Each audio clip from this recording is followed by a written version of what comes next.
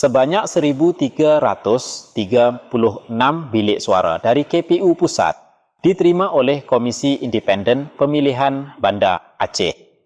Bilik suara tersebut akan digunakan untuk Pilkada 2024 mendatang. Bilik suara tersebut akan didistribusikan ke 335 TPS yang tersebar di 90 desa dari 9 kecamatan di Kota Banda Aceh.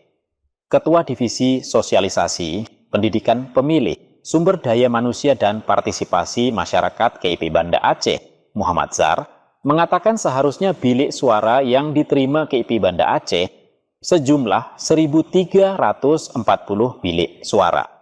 Kekurangan jumlah bilik suara tersebut terjadi lantaran pemesanan logistik sebelum penetapan DPT di Banda Aceh. Setelah penetapan DPT, TPS bertambah 1 sehingga jumlah bilik suara yang tiba masih kurang 4 bilik. Yang mana 1.336 itu dari 335 TPS yang ada di Kota Banda Aceh, yang tersebar di Kota Banda Aceh. Namun yang seharusnya itu jumlah bilik suara yang hari ini sampai itu 1.340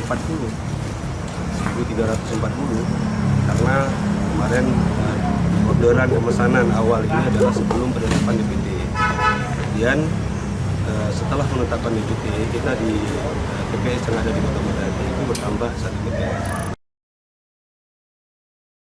Download Tribun X sekarang, menghadirkan lokal menjadi Indonesia.